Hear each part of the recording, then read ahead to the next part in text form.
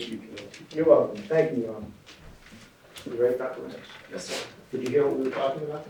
Everybody else is. My wife tells me I'm the worst whisperer of all time. Okay, Dr. Wren, based upon what you just heard from Dr. Hudson, when we played the interview, I remember, sir. okay, and what you heard from Dr. Datman, does cirrhotic nodules typically progress? Yes, by definition, cirrhotic nodules is cirrhosis, and that's severe irreversible scar tissue. Yes, sir. Okay, so you agree with Dr. Hudson and Dr. Datman on that? Yes, sir. And can that progress ultimately to a liver transplant? Yes, sir, it can. All right. Do you agree, Dr. Wren, that based upon the information, the medical records, everything you've seen in this case regarding these 5 children, that it is appropriate for them to receive future neuropsychological monitoring as well as hepatic-related or liver-related monitoring? Yes, sir. As I mentioned earlier, I think it's, that even with normal liver enzymes, I think it's very understandable to want to continue to have some sort of monitoring with blood tests. That I think that's very reasonable. And as I mentioned, it's, I think that family support and that psychological support is very important. So making sure that we have those supports in place to best support the child is critical. And you believe that's at least once a year, is that correct? Like I mentioned, sir, I think you should have baseline testing, and then I would defer to what my psychology team is recommending. Yes, sir. And then finally, just for the purpose of the jury, the benefit of the jury, you're not offering any opinions in terms of Mr. Tagano, Emily Wren, or Christopher Bryan, correct? Yes, that's correct. And in terms of the adults, you're not offering any opinions at all, correct? That is correct, sir. I believe I'll pass the witness. Thank you so much, Dr. Wren. Thank you, sir. Can you read that, right? Briefly, Your Honor. Sure. Good afternoon, everyone. Dr. Wren, I hold on. Oh, no, yes, sir. I just want to, I'll be very quick. I just have a handful of questions based on Mr. Parker's cross-examination. First, let's start with this. Even after going through what Mr. Parker took you through about the biopsies that have done on the people who have consumed real water, has that changed your opinion as to whether or not extrapolating a biopsy from one patient to another is proper? No, that has not changed my opinion, sir. And you got into this, Mr. Parker, and you got into this a little bit about Seven Morales' biopsy and the results of that. Can you explain a little bit more what you were trying to explain about physical manifestation of cirrhosis, please? Yes, sir. And so first I want to be clear to say, absolutely I work with a pathologist, and so if they see something, my job as a clinician is to say, well, if you see X, are there other signs that support this, that go with it, and how does, my job is to look at the whole picture, look at the patient. And so in someone who has cirrhosis, typically you'll see other signs, and physical signs and symptoms. The best way I can explain it is, when your liver is scarred down to that degree, blood has to flow through the liver, past the liver, to get back to the heart. And when it's hard, it's scarred down like that. It's hard for that blood to flow through. One of the first places the blood is going to kind of be shunted to, for lack of a better term, is your spleen. Because it's like when you have a traffic jam on a highway, right? You can't get through, you take the filler roads. And so people who have that degree of chronic severe liver disease and cirrhosis, I usually expect someone has told me that they have a big spleen, whether it's by imaging, or by exam.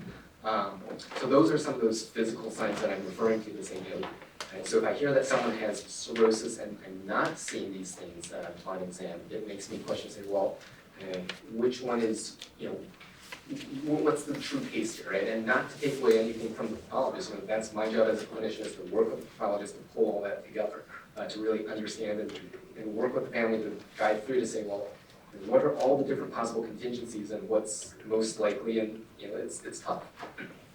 Thank you, Doctor. Very quickly, in your records you do, did any of the 5 children involved in this case undergo a liver transplant? No, sir, they did not. And what does that mean, that they did not actually have a liver transplant? So in pediatric acute liver failure, the indications for transplant is progressive failure of the liver, right? And so that's where the encephalopathy gets worse and doesn't reverse. That's where the INR remains elevated, for a long period of time, it doesn't recover. So the fact that these children did not progress the liver transplant tells me that from the episode of pediatric acute liver failure, that's resolved. And that's where I have the basis of my opinion to say normal liver enzymes, normal INR, reassuring clinical notes from their physicians, and the lack of the transplant. That's where I formed the basis of my opinion, sir. Did anything in Mr. Parker's cross-examination change your opinions in this case? No, sir, not at this point in time. And finally, all your opinions today, they were made to a reasonable degree of medical certainty.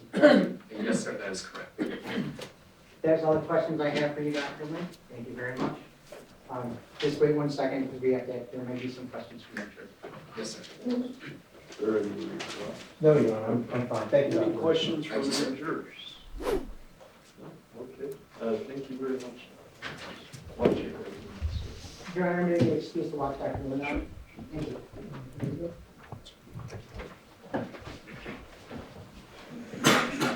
Your Honor, our next witness will testify via video. And his name is Diego Mendigana. Diego. Mendigana.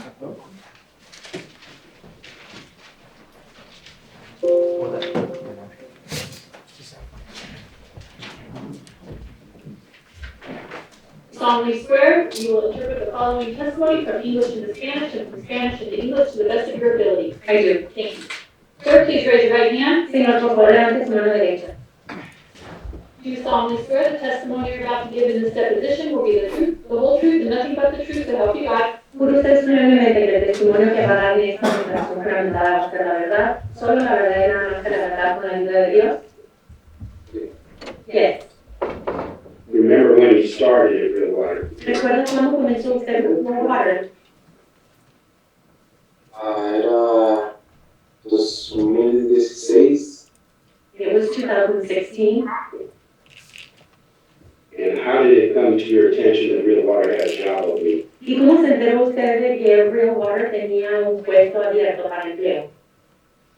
Indeed. Or Indeed. Indeed, through Indeed.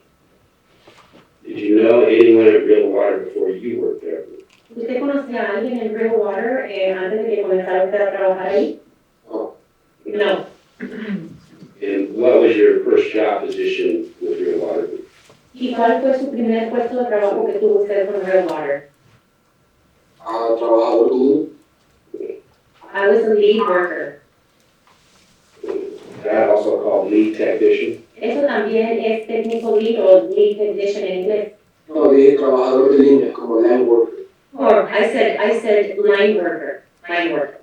Line worker. And what did the line worker do? ¿Y qué es lo que hace un trabajador de línea? Varias cosas, empacar las aguas, armar las cajas para empacar las aguas, sellar las cajas, ponerlas en las paletas y rapearlas para shipping. Well, several things. Packing, I also pack boxes, I seal them, I put them on pallets, and I ship them. And did you help make the water? ¿Usted ayudaba a hacer el agua?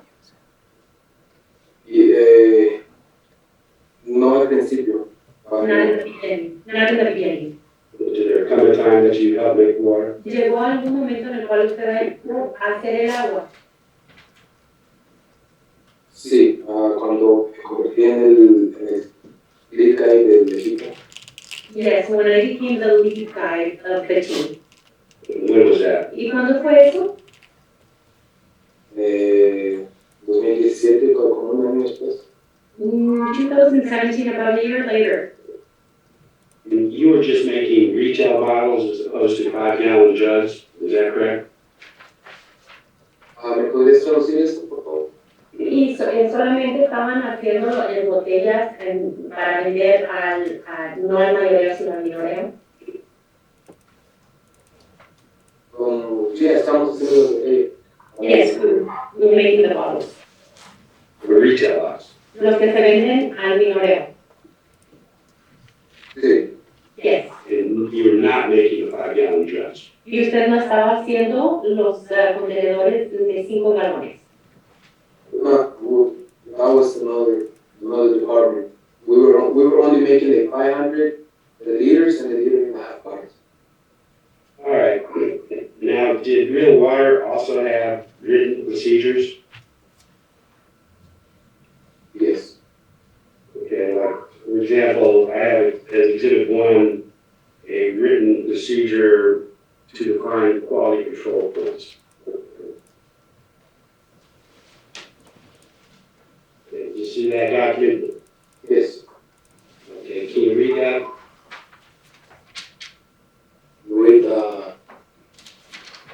You want to read that? Yeah, some of the witnesses suggested that there was a request made to translate some of these things into Spanish. Are you aware of that? Yeah, well, I talked to the lady, she told me that there was going to be a translator just in case if I needed some help. Okay. So you talked to someone at Real Water and they said they would provide you a translator? Oh, no, and Red Water, no, yeah, we'll be, I was able to read it. Oh, okay, so you can read this document? Yeah, I can. Okay, great. Have you ever seen this document prior to today? Yes, I believe so. Okay, you know what a critical control point is? I don't remember. Okay. You know what a HACCP team is? HACCP team? Honestly, I don't remember. They would teach us all of that. We used to have like classes and have like videos about it, and I just don't remember about it. Okay. How often did you use these written procedures, if at all? Like use them. Did you use them on a day-to-day basis to do your job? Not really. I mean, we knew what to do already. You know, we didn't have to. Okay. And how did you know what to do? They used to tell us, they used to teach us like what to do, how to do it, and that's how we do it. Okay. On the document that has Exhibit 1, it talks about a Director of Quality Control. Do you see that title there? Yes. Who was the Director of Quality Control when you were there? Director of Quality Control. It will be. It used to be a. Well, it used to be a general office. They would change. People they would get fire or something, and they would change. Okay. There was a warehouse where the pallets were stored, correct? Yes. Were there traps in there for rodents or mice? Oh yes. Yeah, there was. I'm not sure what it was, but I knew it was a guy that used to go like probably like once or twice a month to change something on those traps. And did you ever see evidence that there had been rodents or mice there? No. See any droppings from rodents or mice perhaps? No. Can you describe exactly what your first employment was at Real Water? We may have talked about this earlier, but can you give us some detail about what your first position was at Real Water? Yeah, it was just as a line worker. When you're a line worker, you do anything, any of the jobs that they told you to. Like you could be packing half of the day, you could be packing the water bottles into the bags, or in the other half you can be sealing the boxes with hot glue. And the other day you could be working with the boxes, putting them in the pallets, wrapping them. You would do different stuff every day. So, is it my understanding that you began working at Real Water in 2016? Yes. And how long did you work at Real Water? I'm not wrong, it's 6 years. 6 years? So approximately approximately till about 2022, is that what you're saying? Yeah, And your role is that you had just described previously about doing a little bit of everything, is that correct? Is that correct? yes. Now, which shift did you work when you were working at Real Water? Morning shift. Was that from 6 a.m. to 4 p.m.? Yeah, it will change. Sometimes it will be from 4 a.m. to 3 or 6 a.m. How many days a week did you work? 5 or 6 sometimes. Now, did you get training when you began working at Real Water? Yes. And did you feel that your job training was adequate for you to do your job?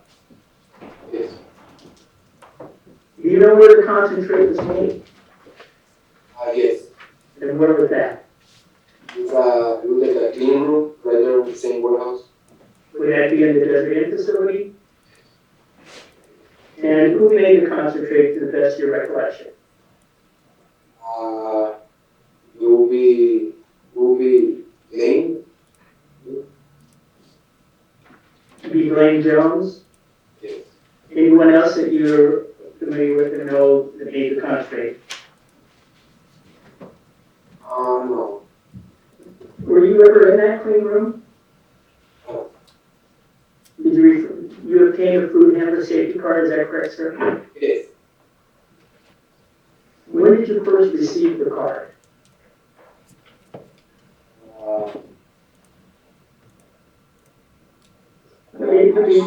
Let me state it this way. After you started working at Real Water, how long after you'd been working did you receive the food handler safety card? Probably like 10 months after. And you received that from the Southern Nevada Health District? Is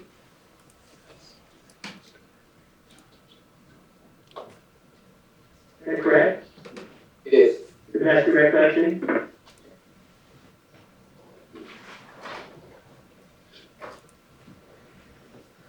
Was there come a time after you began working at Real Water that your job title or duties changed? Yes. When did they change? When? Yes, how long after you began working at Real Water did your job title or duties change? When I first started, like a year later, I was a lead guy, and 2 years later, I was a supervisor, and probably like 4 years later, I was like, I changed to make the bottles. I used to run the blow machine that was blow the plastic bottles, and I was an operator, a blower, and then probably like a year after, I was supervisor of the blower. When you were an employee at Real Water, did you take your job serious? Yes. Did you work hard? Yes. Did you value your job? Yes. Did your immigration status affect how you performed your job whatsoever? No. Now, you were paid every 2 weeks, is that correct? Yeah. Is it fair to say that in any given 2 week period, you work almost 90 hours? Yeah.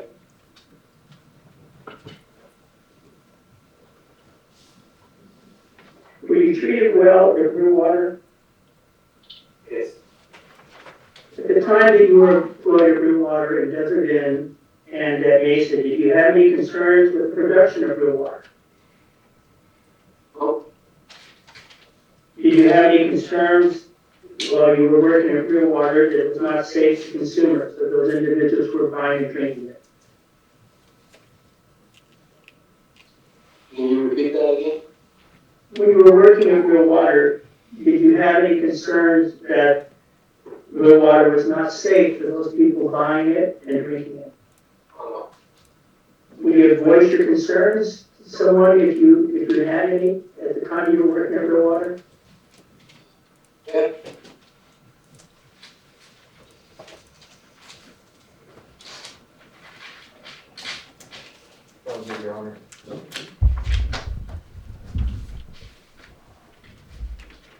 Your Honor, we call, yeah. One second, Your Honor. We've got an agreement, we just want to make sure we're on the same page.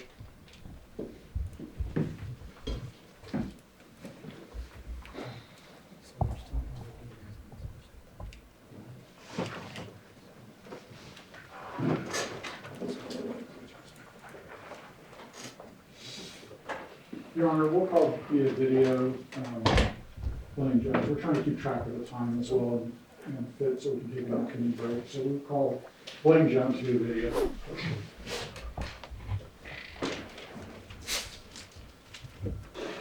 you solemnly swear that the testimony you will provide in this action shall be the truth, the whole truth, and nothing but the truth, so help you God? Sure. Then you state, so that I can the record. William Jones, BLAINJONES. Thank you. Good morning, Glenn. Could you please tell the jury where you went to high school? I went to Boulder City High School. Well, I graduated from Boulder City High School, but also attended the Rock High School in California. Okay. And when did you graduate from Boulder City? 2005. And after graduating from high school, what did you do? I started working for my father, a couple of different businesses that he had going on and he's doing. Who's your father? Correct, Jones. And approximately when did you start working at Real Water? I would say probably around 2008. And when you first started working at Real Water, what kind of work did you do? I first started working on the production line. And what is that? The producing of quality water product that he was making. And where was that? In Las Vegas, President. And did you start to progress through the company as you worked there? Yeah, worked for a number of years at the company and did different positions that whatever we basically needed at the time throughout the years, filled that gap and made everything work. And what kind of company is it? I said bottled water. And what kind of water that you were watering? Alkaline and natively ionized. And when you first started with the company, who made the concentrate? John Morrow. And who's John Morrow? He's the inventor of the concentrate technology. Okay. And did that change at any time? During the course of the company, I was instructed and trained by him on how to do part of the process of making the concentrate. And he trained me. He was always kind of involved with it throughout the years, but it went from him solely doing it to then me taking over some of those. So kind of on-the-job training? Yeah. And about when was that approximately? I would say 4 or 5 years into the company's life, so we just kind of started training. About 2012, that time frame? Somewhere in there, yeah. Okay. Glenn, what are we looking at here? That is a water filtration unit. And what does it do? It takes the municipal water from the tap, basically, and puts it through a series of filtration steps, mainly osmosis, which is the one that takes out the majority of the particulates and things from the water.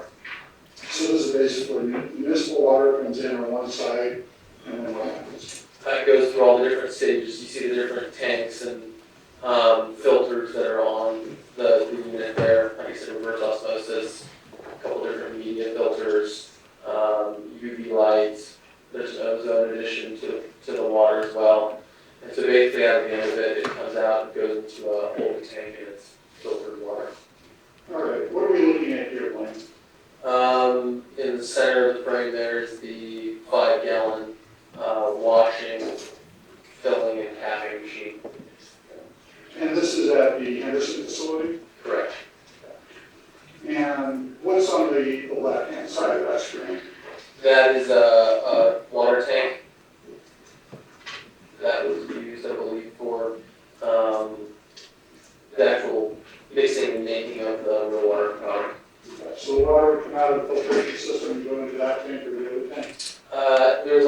tank, I think, behind the filling machine. You can't quite see here, that's where it would go into, and then it would go into that holding tank and then be pulled from the holding tank into that mixing tank, I guess is what it's called. Okay, so you see page 2 of exhibit 337, please.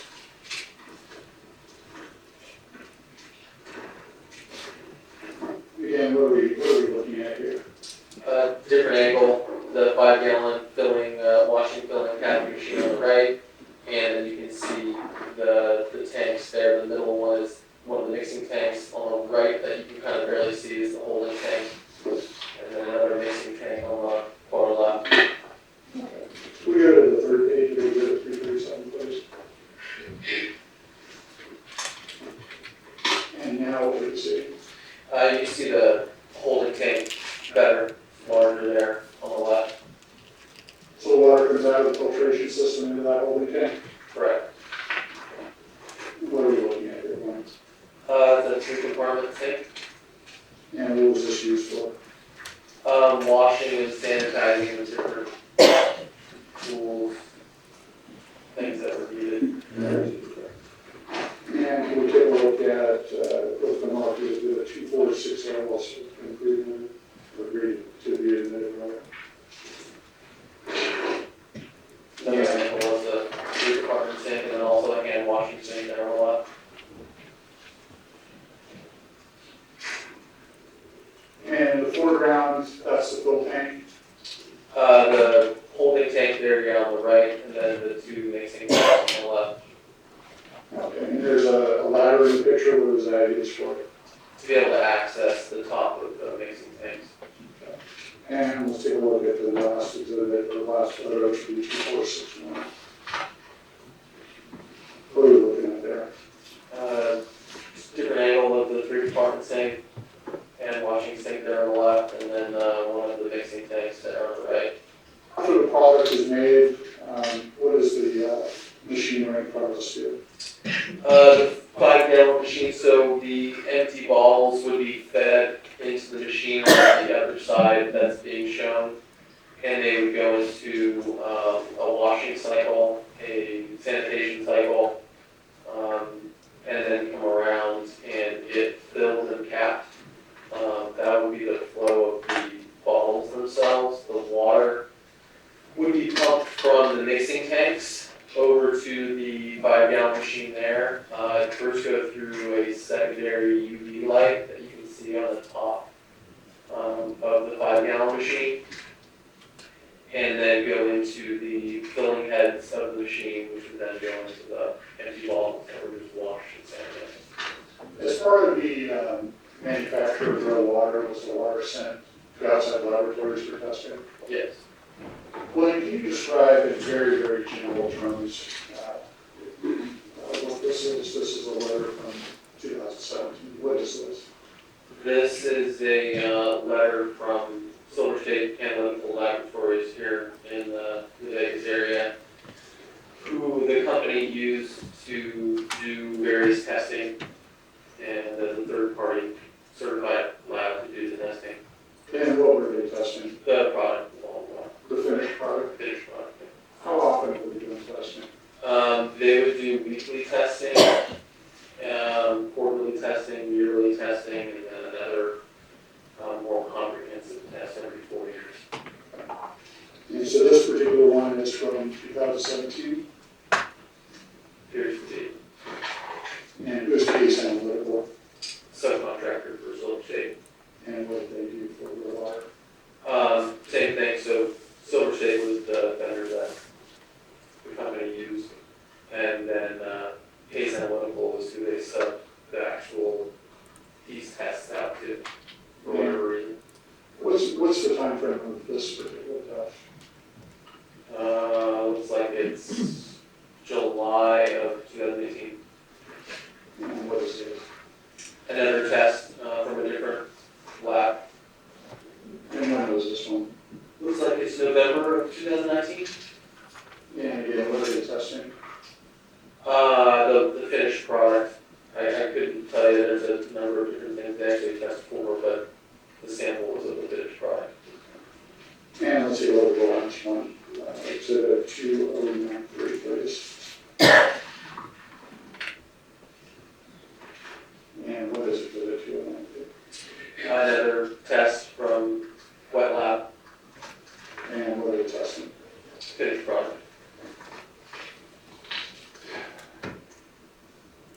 what point did you become aware that Real Water had failed an NSF audit? So they don't necessarily do a full pass-fail from my recollection. They give you, depending on how severe, I guess, the findings are. But for Real Water, in my recollection of the different lists that I went through, we only ever had a few findings that needed to be corrected, needed some corrective actions and things that needed to be done. But I want to say we were always in the 90 percentile of passing, I guess you should say. And that audit was required by one of the vendors that Real Water sold to. Correct. The audit that Real Water did not pass, do you remember what happened?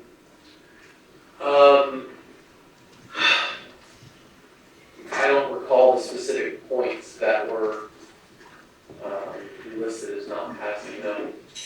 Do you recall that one of the questions that the auditors had was that the HACCP trained employee had just left the company? Yes. What do you recall about that? So we had, the company had an employee that was working, that was HACCP trained. She had been with the company for 4 or 5 years, I want to say, over the production area as well as quality control. And she resigned her position a few days prior to the audit. It's a surprise audit, you never know when the person's going to come in to actually do the audit. She resigned within a week of when the auditor showed up. So it was a bit of a surprise at the time. And unfortunately, I had to kind of step in and do the best that I could. And at the time of the audit, or after that audit, did you take HACCP training? I did, yeah. And what does HACCP stand for? Hazard analysis and critical control points. Now I want to turn to, for the last area I want to ask you about, focusing on the production of Real Water. Can you explain to the jury why workers were told not to drink Real Water directly off the line? Sure. Basically because the part of the filtration process of the product goes through ozone. So one of the common ways to treat bottled water for bacteria, basically eliminate the bacteria in the water. And so it was treated with ozone right before it's bottled, which is the standard practice through bottled water manufacturing. And that ozone is harmful for someone to drink directly. And so if you drink the product right after it was dosed with the ozone or right after it was bottled, you have an upset stomach, not feel very well for a day or two or so. The ozone dissipates out of the product, out of the water. It has a half-life, I believe, of about 8 hours. Not an expert, but my recollection. So drinking the product right after it's bottled, you would be basically drinking that high concentration of ozone. Good morning, Mr. Jones. How are you? Morning. Take part, I don't think you've ever met. No. Are you familiar with this document? No, I'm not. How about page 20 of this document?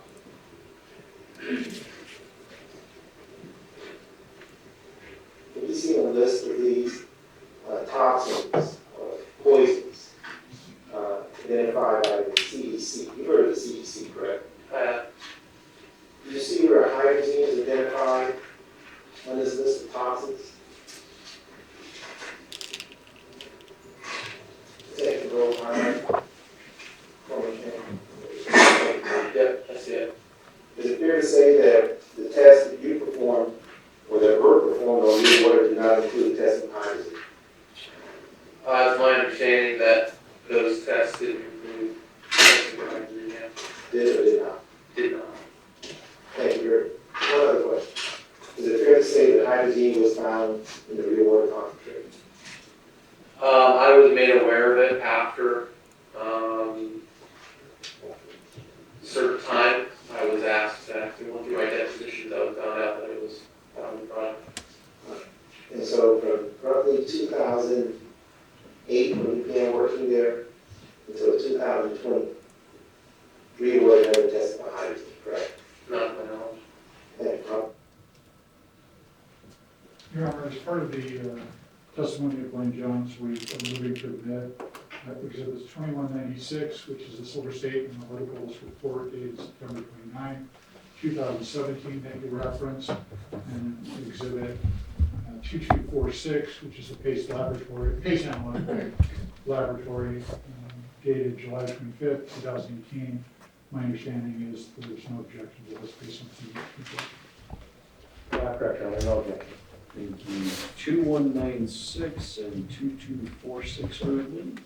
Thank you, Your Honor. Your Honor, may we report? Sure.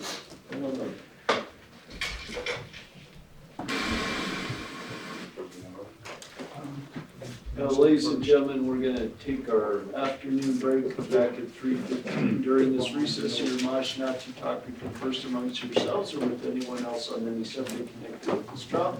Do not read, watch, or listen to any report of or commentary on the trial or any person connected with this trial by any medium of information, including without limitation to social media, text, newspapers, television, internet, radio. Do not visit the scene of any events mentioned during the trial. Do not undertake any investigation. Do not do any pushing communications on any social networking sites.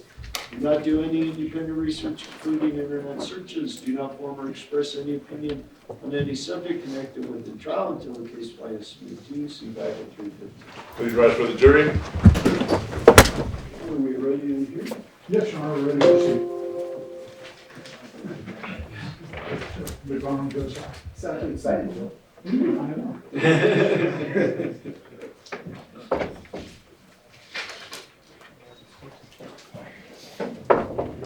Please rise for the jury. Please be seated.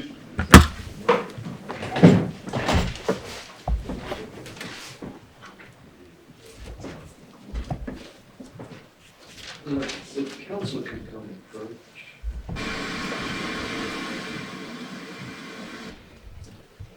Thank you, councilors. Thank you, Your Honor. So is Real Water ready to proceed? Yes, Your Honor. The real order would call Charles Newsland from Eurofins Laboratories via video recording. And Mr. Neslin, please raise your right hand. Do you solemnly swear the testimony you give will be the truth, the whole truth, and nothing but the truth, so help you God? I do. Thank you. Good morning, Mr. Neslin. My name's Will Kemp, and it's pronounced Neslund. Yes, sir. Okay. And should it be Dr. Neslund or what? Just Mr. Nestler, and you may call me Charles. Okay. All right. Okay, Mr. Neslin, can you tell me who you work for? I work for Eurofins Lancaster Laboratories Environment Testing, a company within the Eurofins Environment Testing group of laboratories. And in general, what does Eurofins do? Eurofins Environment Testing does environmental analysis, so analysis of contaminants in the environment, water quality parameters, soil remediation parameters, and the like. So any and all of the environmental contaminants that you might read about in the newspaper, spills and the like, we do that kind of testing and deliver those results. Okay, how long has Eurofins been engaged in doing this type of testing? Eurofins Corporate has been engaged, for over 50 years. The companies within the Eurofins Environment Testing America have different tenures. The facility I'm at, which is in Lancaster, Pennsylvania, has been doing that for nearly 60 years. Our counterparts in what was Europe Test America, they've been doing that also for nearly 40 or 50 years, so it's quite a few decades. And is Eurofins generally recognized as one of the premier testing entities in the world, actually, for testing water? Yes, sir. Can you tell me some of the more prominent representative clients that Eurofins has? Yes, there are Fortune 500. There are petrochemical companies, chemical companies, large remediation consulting companies that we do work for nationally and worldwide. Municipalities as well? Yes, sir. And can you tell me just briefly the extent of your educational background? I have a BS in chemistry from the University of Pittsburgh and spent another 2 years in graduate studies in organic chemistry before starting work at my current location, which is the Legacy Lancaster Laboratories, currently Eurofins Lancaster Laboratories. And how long have you been working for Eurofins? At this location for the Lancaster Laboratories and now Eurofins Lancaster Laboratories, about 38 years. Was Eurofins retained to undertake some testing with regards to a product known as real water? That I cannot specifically answer to other than what I've seen in the analytical reports. Okay, Eurofins was retained to do some testing, correct? Yes, yes, sir. And how would you describe the product being tested? As based off of the analysis reports, they look to be water samples for which different water analysis parameters or testing parameters were performed. And do you know who retained Eurofins to do the testing of the water samples? I do not, sir. And what type of testing generally did Eurofins do on the water samples? From what I saw from the analytical reports, there was, of course, the hydrazine analysis. There was some other organics analysis, like semi-volatile compounds. I believe there were also some volatile compounds done, as well as some anion analysis, like chloride, nitrate, nitrite. I believe one sample may have even had a microbiological test on gosh, I'm dropping the name right now, but it's looking for bacteria in the water. And I think that you touched on this one in response to Mr. Kemp's last question, or second to last question, but as far as you're aware, is hydrazine and analyte that is typically tested for in standard bottled water testing? To my knowledge, no, it is not. And is hydrazine something that's tested for in any sort of standard water testing that you're aware of, such as municipal water or anything like that? To my knowledge, no, it is not. In terms of Eurofins' capabilities for liquid testing, roughly how many different analytes can Eurofins test for?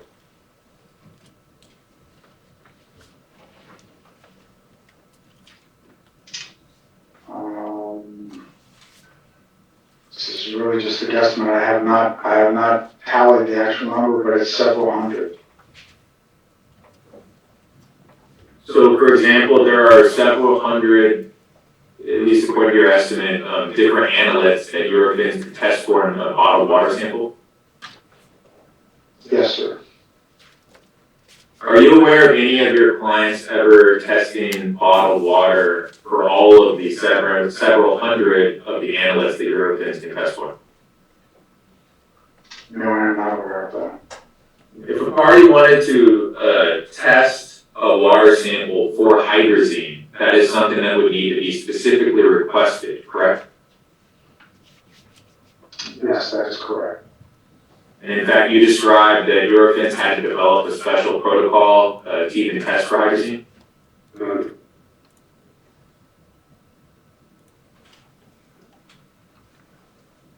You see on the sample reports that the hydrazine panel is separate and apart from the other panels for the bottled water testing, correct? Yes, that's correct. Okay, Say that. that was the answer Okay. with the glitch, and then he said, yes, that's correct. Your Honor, the next witness we'd like to call via video recorded testimony is Mike Bush, former water flood.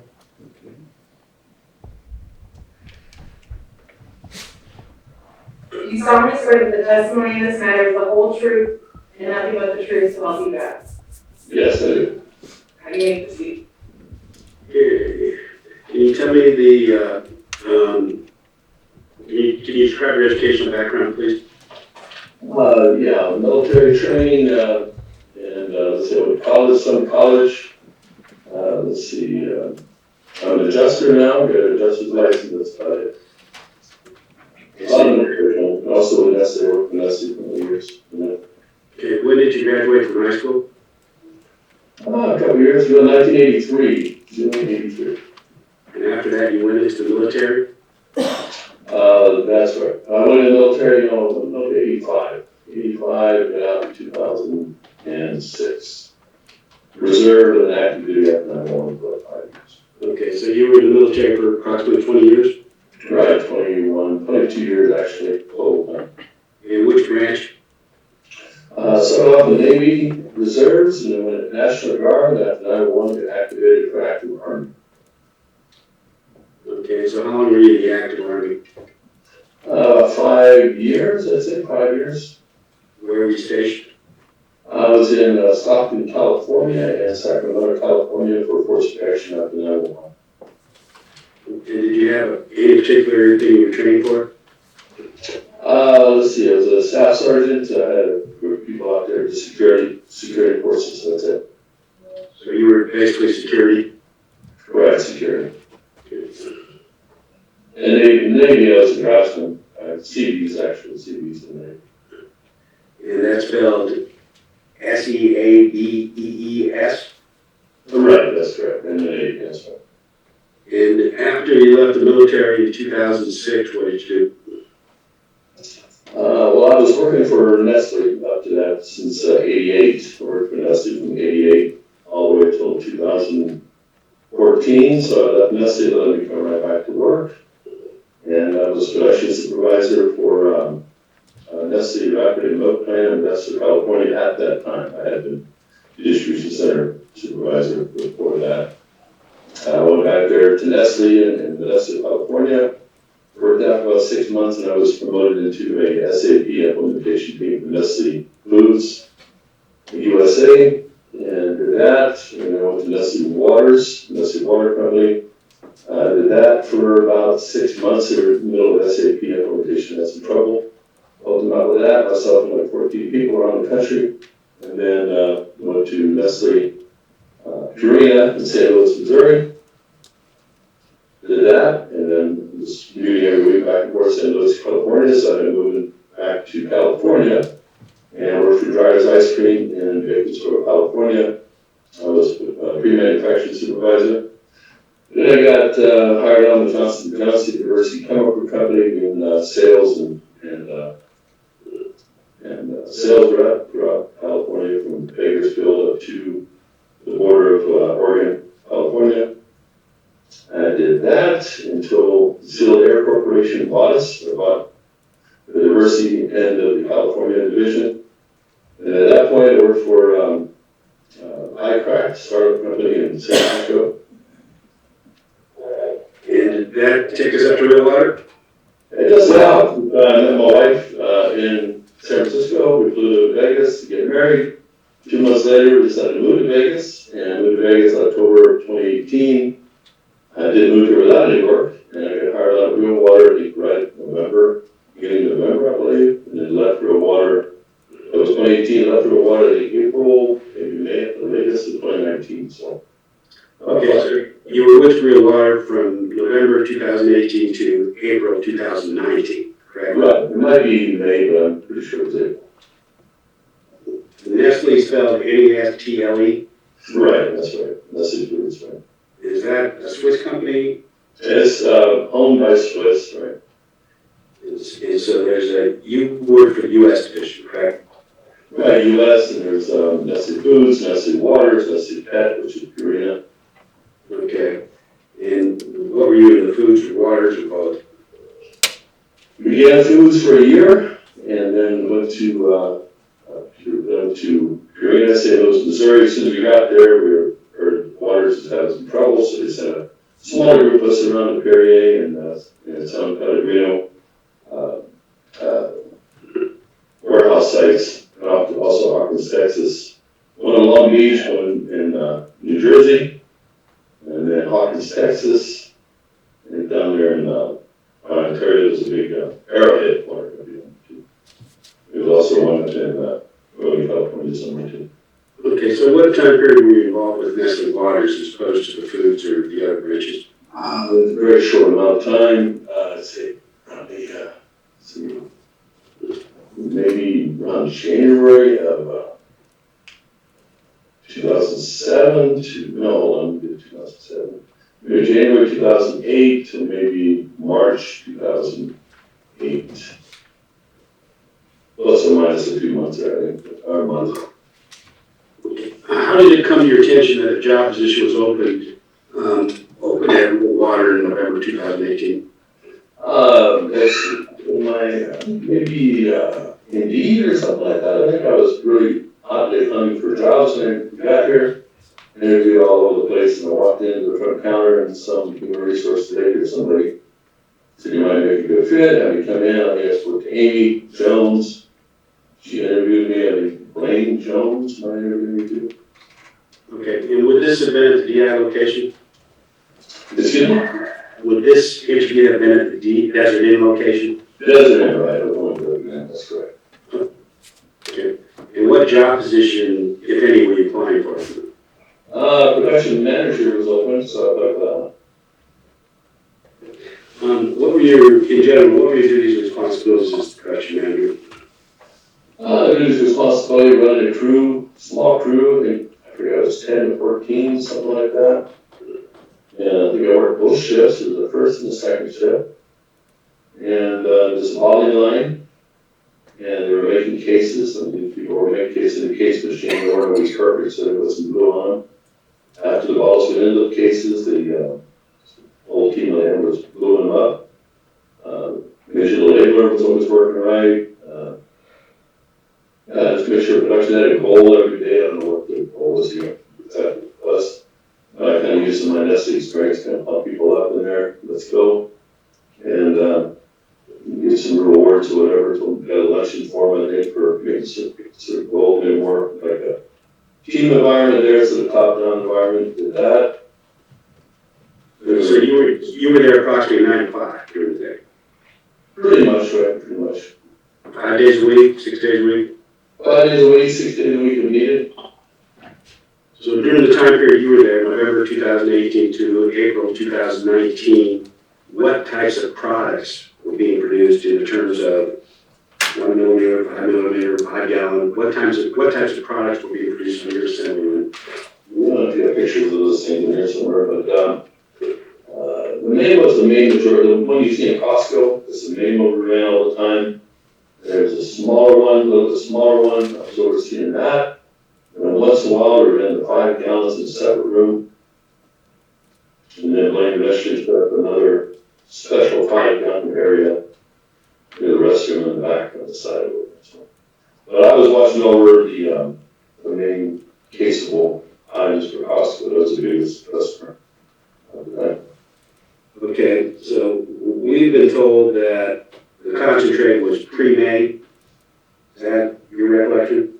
Well, like I said, it was a special room in the back, and when you want to make it, you turn on a couple valves, regular PVC valves, you see the sprinklers, that type of thing, and they ran into a little cabin you see in high school or something like that. When one side came out to the side, and I wanted to see it. He said, "No, it's just like the KFC special ingredients, proprietary, you can't see it." So it's okay.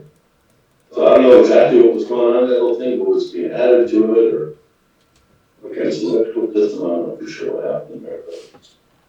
So you were not involved in the concentrate mixing process, correct? No, absolutely.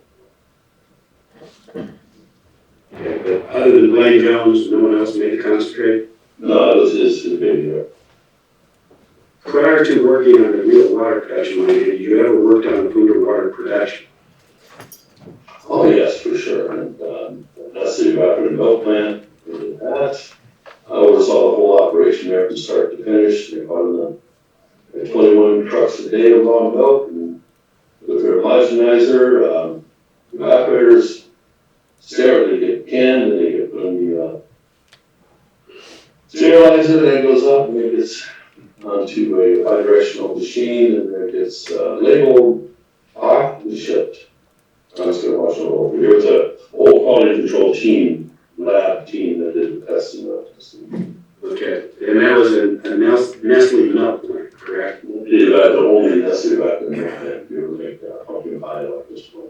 And other than the Nestle milk plant, have you ever worked on a food or water plant line other before coming to real water?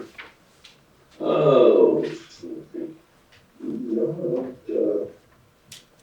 reaching back there. No, never worked on like that. Hold on a second, hold on. Nestle Dryers ice cream. The remanufactured, we had the largest ice cream plant in the world, we were able to build 35 lines ice cream, skinny power, dryers on it. Slow churn stuff, but I was watching over all the remanufactured before this wall, it was production. We have to make sure the ingredients, chocolate chips, peanut butter, jelly, strawberries, everything were ready to roll and pumped into these vats, and then they'd be pumped on the line the next day. That'd be ready to go at 6 a.m. in the morning. And that dryers is spelled D-R-Y-E-R-S? Right, that's right. Dryers, Nestle Dryers ice cream. Right. Now, when you first arrived at Real Water, did they have a quality control director? I don't. I think Wren was pretty much overall quality control there. Maybe Amy too, I'm not really sure. Okay, and you got there in November 2018, correct? That's right. Okay, so according to the Exhibit 18, you got Exhibit 18 there? Should be on page 18, NSF International Bottled Water Plant Audit. Right. Good to go. Okay, are you familiar with NSF? Yes. Okay, and were you there that day when an NSF person came on December 6, 2018? Oh, I'm sure I was, yes. I walked around, find the whole team there. Okay, and according to the NSF report, if you look at the number 86 on the bottom, there's a document number. 6, I see it right here. Okay, and the note says, quote, "There was no qualified individual to provide a level of competency necessary for production of clean and safe product. Note that the QA director has resigned," unquote. Do you see that? Yes, I absolutely see that. QA director, who the heck was that? Yeah. Okay, so at the time of the 2018 NSF audit on December 6, 2018, Real Water did not have a quality control director. No, I don't believe so. I do remember that. Okay, now you're reading my bell. I remember that Amy and them claims that they had a really bad audit with Costco. They gotta get this thing going here. And bring it up to speed. Maybe that's what they brought him on board. Tighten things up. I'm sure that's what it was for. Okay, so you heard that they had a bad audit with Costco referring to this Exhibit 18, correct? Right, that's what I remember. So in any event, sometime after this, December 6, 2018 inspection, they hired Mr. Pham, correct? Right, Mr. Fan was there. And then Tom Pham was made the director of quality control, right? There you go. There you go. He was. And you said Tom Pham lasted just a brief period of time? To my knowledge, I think maybe a month or 2 months, maybe. Did he leave prior to the time you left? Oh, yes, he did. And you know why Mr. Pham left? I know he was not very happy when he was doing work in there. I don't know why. I don't know the details of what Amy told him. Did you witness any disagreements between Mr. Pham and anyone else at Real Water? Oh, myself, I disagree with him. He's just more talkative than action kind of guy. Anyway, I don't go too far on that, but nice personality, but for the position, wasn't as strong of a leader at all. That's my input. And why did you think he was qualified to be a quality control director? Like I said, I worked for Nestle and higher standards. I was always talking to Amy and Wayne about changing things up over there. Maybe tighten up a bit, but he wasn't, one of the people that just talks to management, like he knows what's going on, but when he's not doing that, he's checking his phone and dating sites and things like that. He wasn't really engaged. That's good. Okay. He would cuddle up to management, but he wasn't really doing his job. Right, that's right. Maybe he was doing some good stuff behind the scenes, but I didn't see much. Okay. Are you familiar with HACCP, HACCP? Yes, hazardous control points, yes, sir. And have you had HACCP training? Years ago, when I see critical control points, it was a part of it. Okay. And did you have any HACCP training at Real Water? I don't remember that. No. Okay. Do you know whether or not Mr. Pham had any HACCP training? No, I don't know. Okay. But in your view, he was not qualified to be a quality control director?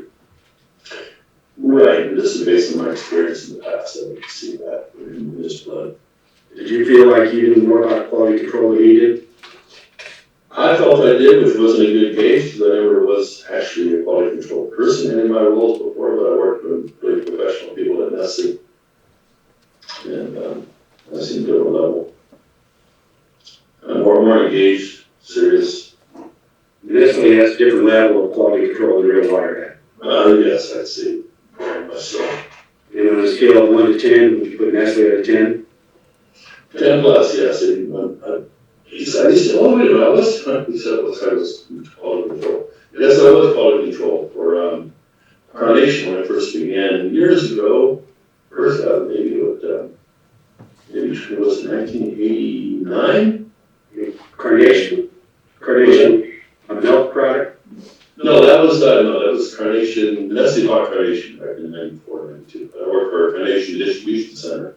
Not production, this is not production, but I mean, at one time they had a load of cat food come in from overseas, and it had actually real tuna is manufactured in the same place as Bumblebee, which is too good of a product. I had to go out there and watch 5 or 6 truckloads be dumped to the landfill, and I've seen them dump tons of milk just because a little bit off quality smells and all. That's super, really professional. You don't get any of that from Nestle. And that was Carnation. That was Carnation. Nestle bottom stuff. So on a scale of 1 to 10, Carnation had a 10 quality control? Oh, 10 plus. That's even its distribution, it wasn't manufacturing. And Nestle had a 10 plus in your view. Oh, yes. How would you rate the quality control of Real Water while you were there? Let's see.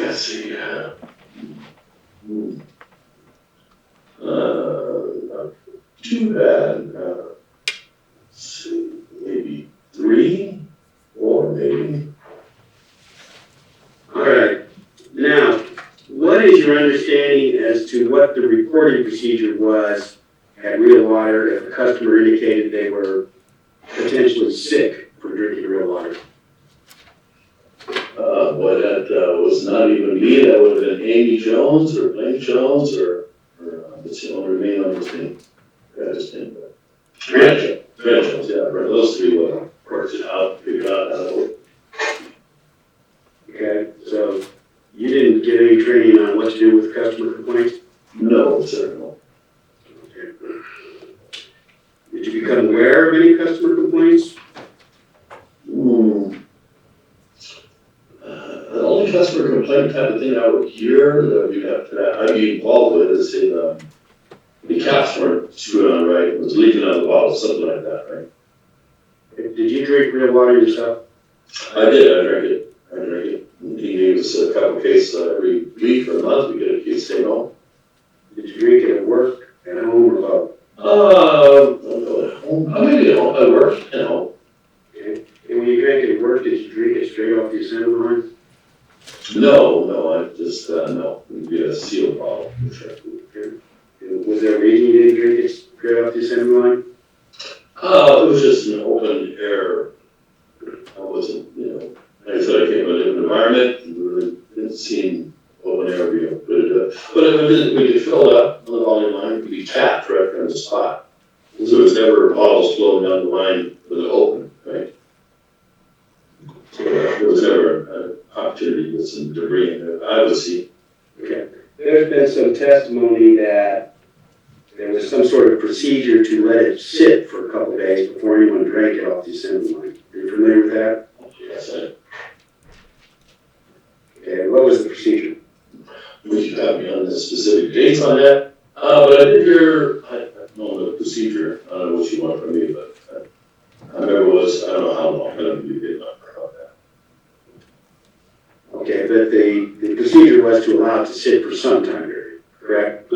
Sometimes we were behind and just pack the trucks and ship it out. I don't know if you consider probably after it sits here a couple of days. I don't know the number of days it was.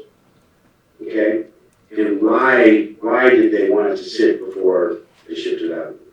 The reason why? I know my explanation to me was to make the people have, say diarrhea or whatever, but if you have too much chlorine and something like that, you do the same kind of. So if you drank it right off the assembly line, it could potentially give people diarrhea. Right, there you go, my memory line, so we didn't drink it off the line, that's the reason why. Okay, and could it also potentially make people vomit? It would do the same as if you drank like chlorine water from a pool, so that's what I was told. So it could make you vomit, I'm sure. And who told you that? Had to be Lane or had to be Lane, that's the only guy that was there. Okay, and did you ever make inquiries to what was in the water that was making people sick and vomiting? No, it wasn't this isn't a customer complaint that I'm dealing with, it's just general knowledge we have, as far as what would happen. I didn't hear the customer get sick with stuff. But. When you drank the Nestle water when it came off the line, would that make you sick and vomit? No. Super clean, but no, the water was, Okay. Are you aware of any other bottled water that if you drink it off the line makes you sick and vomit? I'm sure the Santi, they put ozone, I think, in that thing. But then bottle it, you can't drink it right away. Okay, directing your attention to Exhibit 46. This is an email chain between Cheney Steele and a customer named Watkins, Wadkins. And you are not on the email chain, okay?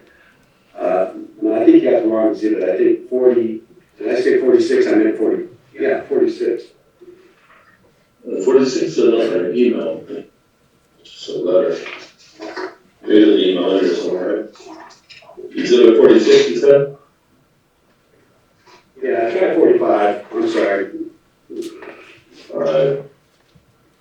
And I'm not suggesting you should have gotten this email. I'm just asking if you knew anything about, on the second page, it says, quote, my husband has been in the hospital for 2 weeks, and the doctor wants him to stop drinking alkaline water, unquote. Did I read that right? That's right. Okay. Did you become aware at any time that a real water customer was in the hospital? No. I didn't know about that. I mean, that's not a big thing. Say, for example, we're in Nestle and something happens like this, all management would shut the plant down just about 15 minutes or so and get a safety review. Right. After actually report the military scene and everything. No, I don't remember that. No. If Nestle got a report that one of their customers drank their water and was in the hospital for 2 weeks, they would shut the assembly line down, correct? Yeah. And you said the military would do the same thing, shut the line down and do an investigation, correct? Manufacturer does an incident on the fire lines if they're hurt or something like that, and after action report and review what happened. Okay. Do you know what hydrazine is? Hydrazine? Hydrazine. No. Okay. And if you take a look at Exhibit 25, that is a test report that the FDA did on the concentrate used to make real water, where they found in 3 different samples that they had hydrogen levels of 1.44, 1.75, and 1.32. Okay, you with me? I got it. Okay. And if you take a look at the next page, that's a fact sheet about hydrogen. That's exhibit 26, which generally says that hydrogen is a rocket fuel that causes liver and kidney damage. You see that? Just tell me exactly what page, please. Right there on exhibit 26, the blocked portion of the screen, quote, where it says, exposure to hydrogens may cause nervous system effects as well as liver and kidney damage, unquote. Did I read that right? Oh, yeah, I'm sorry, I was in the wrong exhibit. Well, my mistake on the other. Okay, I read that right? That's fine, you read it right, I read it, didn't know about that, but, I can see that now. Would you agree with me that hydrogen should not have been in real water? I hope it wasn't, but, I can agree with that based on that statement, well, that should not be anywhere around that plant. Okay, can you give me any explanation as to how hydrogen could have found its way into real water? If it was put in real water, all the area I saw was not put in at all. Nobody was pouring anything in there unless it was after the ship on the night. I don't see that happening. I can imagine in that little locker, in the little secret, not secret, I'm sorry, that's going too far, but in the little room that we did the water concentrate, whatever was done in that locker, whatever was in that locker, must have, if it was added, I would assume it would be added in that room, if it was added at all.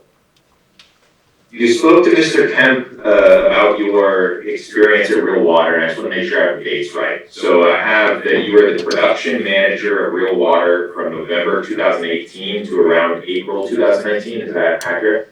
That's right. And then from April to sometime in May 2019, you were the HOD sales manager for the 5-gallon jugs at Real Water. So I'm going to show you now what Plaintiffs have marked as Exhibit 20, so I believe it's there in your binder. Exhibit 20? Yeah, and I'll also put it up on your screen for you. This is base number Real Water 065740 to 065742. Do you see that in front of you? I see it. And you told Mr. Kemp that this was the general hierarchy of the quality control team while you're there? Right, that's right. This new twin plan, I guess he put this together. And Tom, you said referred to Tom Van. Sorry, Tom, you said referred to Tom Van. Tom Van, right.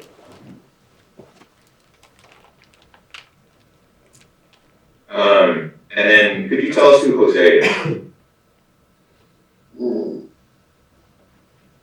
Yeah, he's like the right-hand man to Odou. He's like a worker bee out there. Where he was putting bottles in the cases, that type of thing. Odou took a break for lunch, and he goes there, was up and they do it for him.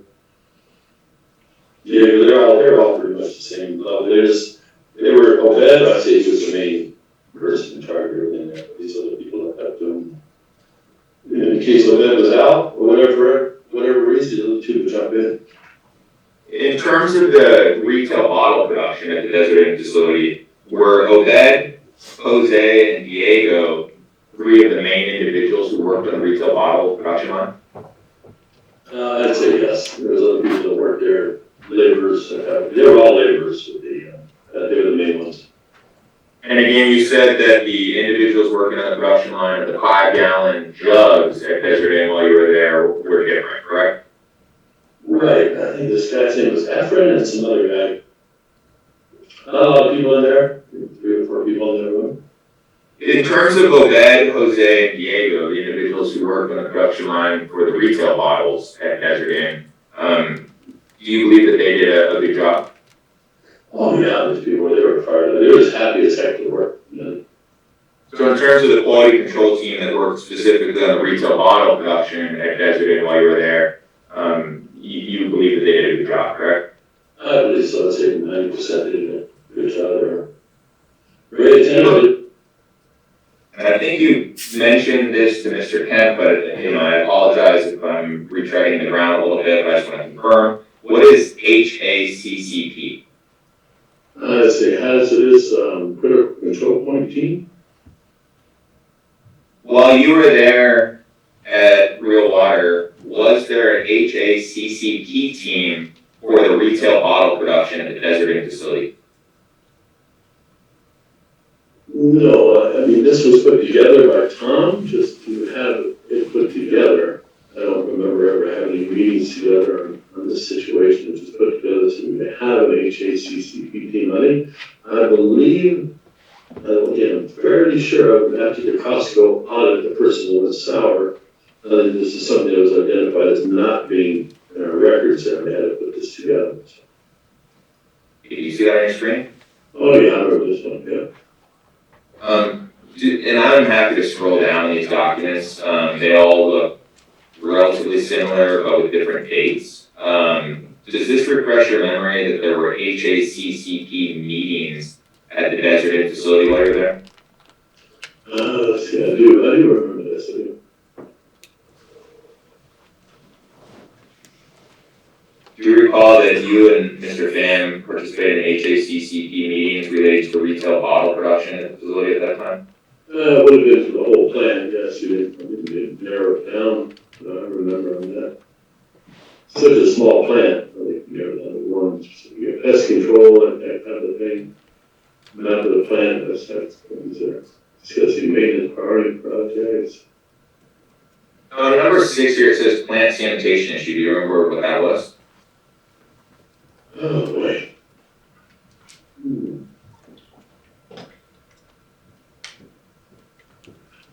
Oh, I think I should remember that. Like I said, they put me in a 5-gallon line in another room outside of the room they were originally making 5 gallons at, and it was right next to the bathroom facility for the whole plant. When you say bathroom facility, it's a toilet, and you close the door, they close very well. And I was saying the odor from this thing was pretty bad, so that was something we had to work on. I do remember something to do with at least the sanitation of that, but one of the crews, the volunteer, that didn't work out, so I got somebody to specifically go in there and make sure that's clean every day. But I didn't like it being there, but. The number 4 entry here says Mike will conduct training on employee GMP personnel. Do you see that? I do see that. What is employee GMP personnel, if you recall? It is worded kind of funky there, but let's see.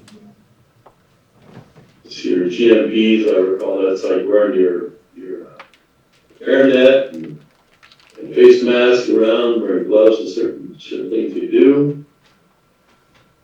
Goggles, I think goggles are part of that. Does this refer to good manufacturing practices? Have the sodas out in the plant, that type of thing. And I apologize, does this refer to good manufacturing practices? Right, yeah, for sure. Like wearing a lab coat, and the person inside the poly room has a lab coat at all times. Wearing goggles at all times. I forgot they wore gloves, and I believe they wore gloves in the poly room had real stringent, more of the rest of the plant, what they had to do. In terms of your role as production manager at Real Water, did you ensure that the retail bottle production line was following good manufacturing practices while you were in charge? Oh yeah, that was probably my main things to do there. That's smart. I didn't speak Spanish, a lot of people just spoke only Spanish, so I work around that, but it's no problem. You found a way to ensure that they knew good manufacturing practices for retail bottle production? For sure, like I said, the big point of this is Odou, he spoke Spanish and English, and he could raise up a new person out there. We get it done, they were really kind of a team out there, they want to keep things rolling.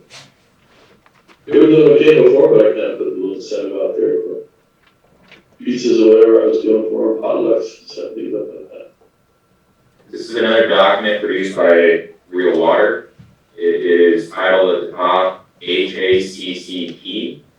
Document number 04-11-11-05, and then the base number on the first page is Real Water-001821, and it goes to Real Water-001824. Do you see that? That's it. Do you recall receiving an HACCP SOP from Real Water? Oh, yeah, let's see, I signed it off there, for sure. I do remember walking in the room, this is a special room again, right? And there was a UV light in there that the water had to go through this UV light to put bacteria. I remember that. Is that your signature? I think you mentioned where it says checked by QA/QC. That's my sloppy, that's me right there. I don't know. Blaine Jones, myself, I think it's Tom Pan, I think, yeah. In terms of this document, it mentions that line 1 is 500 milliliter, 1 liter. This is a document that it's titled, it's from Silver State Analytical Laboratories. It says invoice and it's dated March 5th, 2019. Do you see all that? That's it. And just below it says reported to, and it says Mike Bush. Do you see that part? Oh, yeah, I remember something about that for sure. Do you recall having a role in periodic testing of real water on behalf of the company? Oh, yeah, it was Silver State. Silver State would do it, and I get these documents come in, and it was give me the document, and Amy, I'm sure, or Blaine.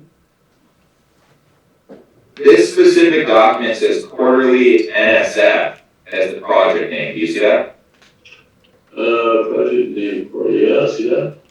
Do you know what quarterly NSF is in terms of the project for the testing? No, not set up with the, no, I just told, take this document, they come in, no, I remember, now I remember, sorry, this is a while ago, I should remember. I remember this person would come in, and he'd say, I'm taking samples, so I walked through the plant, I was walking the plant, walking around, and I do remember they took samples from, it was right after the water softener, somewhere in there, they had a little spigot turned on, put up some water things to the left, and, yeah, it was it, and I needed probably mail this document back to Amy or somebody like that. Do you recall that there was weekly testing of real water bottles that you were involved in? Well, I'm sure. Like I said, the Silver State people would come in, and I was told to bring them in and monitor, not monitor them, but they would open the spigot, fill up their container. I did use some of our bottles, really. Pull them up, take them out, and then they'll just report back to Blaine or Amy or both. Do you recall ever receiving any abnormal test results from Silver State Laboratories, specifically relating to the retail bottle production while you were there? If I did, I could immediately bring it to Blaine's attention. It would not sit in my hand for less than a second, so that'd be something major there. And as you say here, well, that's our main thing. As you say here, do you recall receiving any? No. In terms of hydrazine that Mr. Kemp asked you about, for the retail bottle production specifically, are you aware of any test results for retail real water that found hydrazine in them at any time while you were there? No. I would have Googled it myself. That would have been a red flag for me at least, but no, I'm not aware of it. So, just so I understand, while you worked at the Desert Inn Real Water Facility, what was your role with audits, if any? Just, like if everybody showed that, walking around with Blaine and Amy, I guess, and the auditor. And then any questions related to me, I asked her questions, they asked me questions, and I knew I answered mostly Blaine, which Blaine or Amy would ask those things. And you recall that you were shown, I think it was Exhibit 18, which was the December 6, 2018 audit. Do you recall that? I do recall that. Before today, had you ever seen the audit itself? Had you ever seen that before?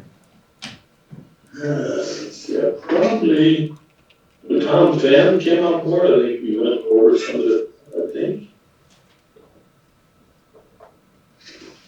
No, Amy was pretty happy adamant about getting this audit redone. She said she's got some big call or something. Anyway, you can't remember specifically everything that went on that day. Okay, is it accurate then that you don't specifically recall reviewing this audit before today? Specifically, no. I might have reviewed it, but if it pertains to me, water transportation, no. Source water, pest control. The time, I guess, I'm just looking through it real quick.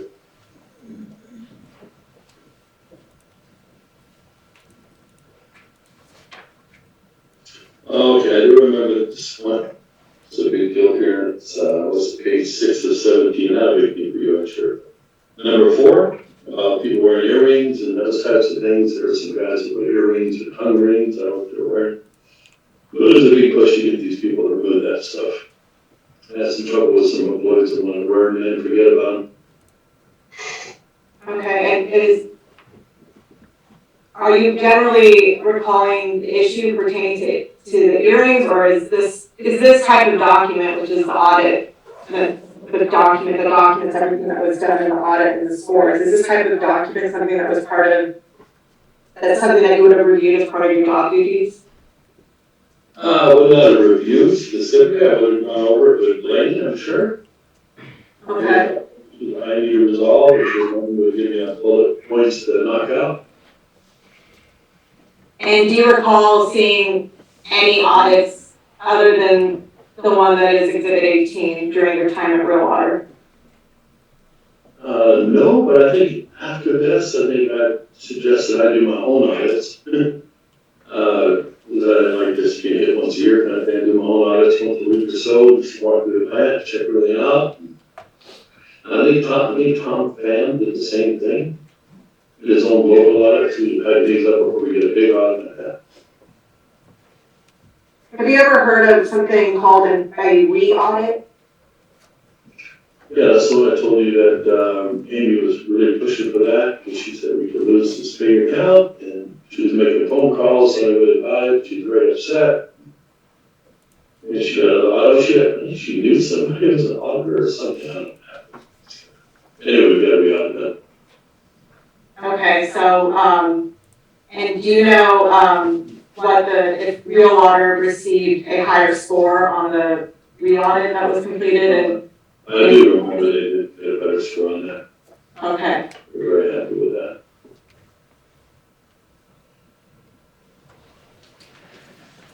That concludes that testimony, Your Honor. Lastly, we'd like to call Brent Jones. Okay. And give you a video. Could I have you raise your right hand? Do you swear or affirm that the testimony you give will be the truth, the whole truth, and nothing but the truth? Yes. What's your name for the record, sir? Brent Allen Jones. All right, tell us briefly about your education, Mr. Jones. High school, Ojai, California. Then I went to UC Riverside for 1 year, pre-med. Didn't like it. I went to Embry Aeronautical University for 2 years. Got a pilot's slot in the Air Force, but then I got a rare disease called Guillain-Barré. Was completely paralyzed. I then moved home with my parents. As I was recovering, I went to Ventura Junior College. After I could walk again, I went to Cal State Northridge and got my degree, Bachelor of Science degree in Business Administration, double major finance and real estate. Then after that, I went to Pepperman University School of Law, graduated from Pepperman in '91 with a Juris Doctorate, and then I passed the bar, and then various continuing educations over the years. And how long was your bar license active? About 10 years, I believe. So around 2000. And then just to speed things up, you started working for some startups. The .com bust came. The startups folded. Then what happened? Then I took over Affinity, which was one of the companies that I worked with and helped fund. I bought the minority shareholders out. We produced various natural products. And I decided I wanted to move out of California, so we moved to Nevada in around 2004 with Affinity. Then I was looking for another product that was more breakthrough type product, and that's when we found the what we call the E2 concentrate, or electron energized concentrate. And then we bought a bottling plant and started making water. Where was that bottling plant? Desert Inn. And when did you start making water? Was it around 2008 or 2000, somewhere around there? What was your role at Real Water Inc.? President. Did you have any other officer positions? For the Secretary of State, I may have been a secretary or something as well, I'm not certain. But, You were a board member? yes. Okay, Mr. Jones, back on the record, I wanted to take you back to the time period around the recall, March of 2021. And I think earlier, you're in Panama, is that right? Correct. And I think you said you were blindsided by this news. Correct. At this time, I don't know if I knew at that point. Obviously, hindsight now as it's developed. We didn't know, I remember at the beginning, didn't know what the issue was whatsoever. The FDA came into the Las Vegas facility initially, and they didn't really roll it out of Mesa, I think, for a week or two. So it was focused on home office delivery, because we did not sell any ready-to-drink out of that facility. It was all sold by distributors such as UNFI or KE or Nevada Beverage. So at the point that this happened, it was believed it was only associated with the home office delivery. And I guess subsequently people claimed that the ready-to-drink, but at the time we didn't have any thoughts that it was any association. Well, did you do any investigation into what went wrong when people asked? First of all, let me do this. Are you aware of an association between consuming real water 5-gallon jugs in the fall of 2020 and liver injuries? So I'll just, so we can cut the chase, I'll answer what you're asking me. And if it isn't, you can get me to clarify. We had no idea that I had no idea that our water was causing problems. My own son Blaine got very sick, and at the same time, we didn't stop drinking raw water. We didn't have any idea that it was associated with raw water whatsoever. I mean, he got sick himself, and if we would have thought it was raw water, we would have done something at that time. We didn't, because we didn't know there was any association whatsoever with raw water. So no, I did not think that there was any problem with real water in October or November of 2020. I was completely blindsided when it happened in March. You don't have it? No. Okay. Are you aware that hydrogen can be used as part of a rocket fuel? I'm not aware of the use for hydrazine. Alright, would you agree with me that hydrogen or potential rocket fuel should not be in a real water product? Yes, I would agree that it should not be in a real water product.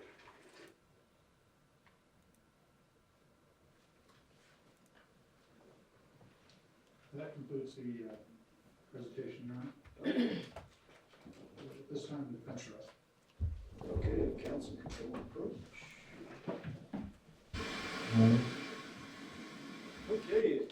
Okay, ladies and gentlemen, we're going to break for the day. Both sides have now rested, so the evidence is closed. We'll resume tomorrow at 11 a.m. During this recess, you're admonished not to talk or converse amongst yourselves or with anyone else on any subject connected with this trial. Do not read, watch, or listen to any report of or commentary on the trial or any person connected with this trial by any medium of information, including without limitation to social media, text, newspapers, television, internet, radio. Do not visit the scene of events mentioned during the trial. Do not undertake any investigation. Do not do any posted communications on any social networking sites. Do not do any independent research, including internet searches. Do not form or express any opinion on any subject connected with the trial until the case finds submitted to you. See you back tomorrow at 11. Please rise for the jury. The instructions and the compensatory phase has been worked out and agreed upon, is that right? Yes, Your Honor, I believe so.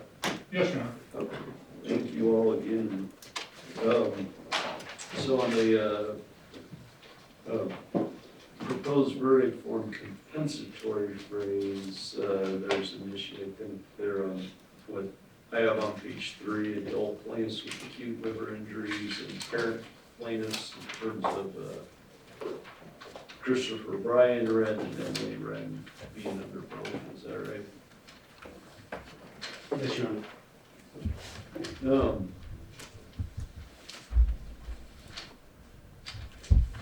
Let's talk about that, I guess. Let me hear from plaintiffs and then defendant after.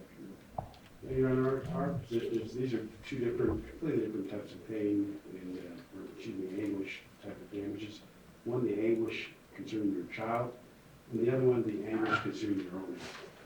And so, we thought about just putting it in one line, but then that kind of treats him differently than the other parents. And so we thought the best way to do it was to have separate lines for each. Anything from the defendants? Your Honor, Joe will be on behalf of the water defendants. Your Honor, we've objected to doing it this way. There are a lot of lines for the jury to fill in the damages, and it invites a very much larger award. The mental anguish that the parents have suffered in relation to their injuries and in relation to their children's injuries is asking the jury to separate what seems to be an impossible task. And it's asking them basically to double the damages. And we believe that there should be one line for the parent plaintiffs, whether or not they were injured by real water or whether or not they're just maintaining an injury based on their child's injury. The court has already ruled on that. We've made our record on that, so we're not waiving that, obviously, but that's it, Your Honor. It's a very simple matter of having too many lines for the jury to fill in is prejudicial. Which is the problem is we have to separate past and future damages because of, our rules on prejudgment interest. I don't get prejudgment interest on futures.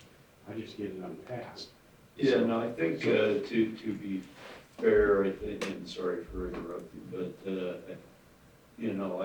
I get, and they're not really, I mean, they are saying there's too many lines, but, really the focus is on, you did it right, you have to separate out past, future. But the focus now is, okay, well, we've got Christopher Bryan Wren and Emily Wren listed twice for,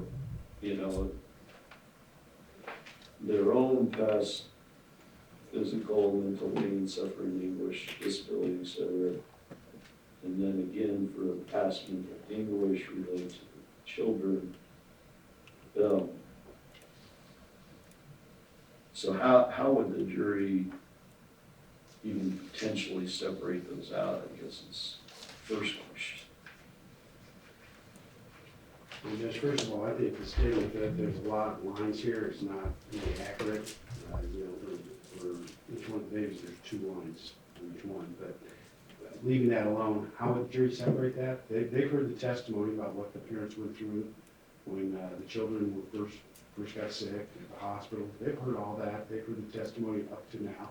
And then they've heard the psychological witnesses about what's going to happen in the future. And they've all testified that they're, about their anxiety anytime one of the children get sick. We heard terms like freak out repeatedly. So that's how the jury separates, Your Honor. And, these are, there's no mathematical formula here. So the jury's just got to do the best they can. But there's definitely a past component and a future component to this. And that's why, again, like I said, if we don't separate past and future, the next thing Mr. Odou will do after the verdict is tell me I should have done that because now we can't apply the prejudgment interest correctly and make arguments like that. So you got to separate past and future. And there is evidence that both exist.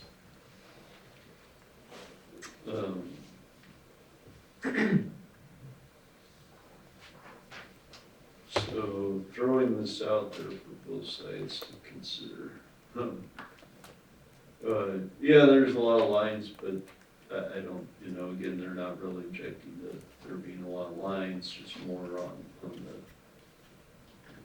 past, general damages, being listed twice for each Mr. Wren and Mrs. Wren. But, so in the category of adult plaintiffs with acute liver injuries, perhaps adding, because the parent plaintiffs have, the phrase ends related to his/her child's injury. Thoughts on related, so going back up, the adult plaintiffs with acute liver injuries. Fill the amount of damages for past physical or mental pain, suffering, anguish, disability, permanent injury, loss of enjoyment of life related to the adult plaintiff's own injuries.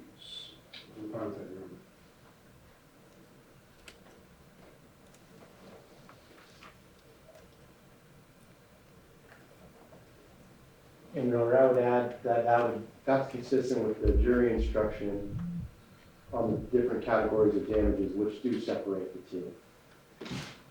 Anything from defense? Your Honor, as I understand, it's hard for me to visualize it. Yeah, you can come up here because I wrote it in. Oh, thank you, Your Honor. And you're welcome. It's kind of sloppy. We need like a telestrator.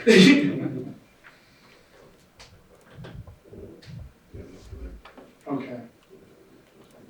You guys are smarter than me. That makes sense. I just listened better. I can't, you already know I can't hear. So that's true. Yeah, that is much better, Your Honor. Thank you. Okay. And Mr. Kemp, thank you. Okay, so we'll do that. Okay, so related to the so we'll make, we'll make that change. Going to the phase 2 punitive damages. Thanks to the magic of other folks who are able to work in the back there while we're in here. So we did pull up Hunwartson and Gallagher instruction, both of which, match plaintiff's proposal, and I think both of which are also correct, I think.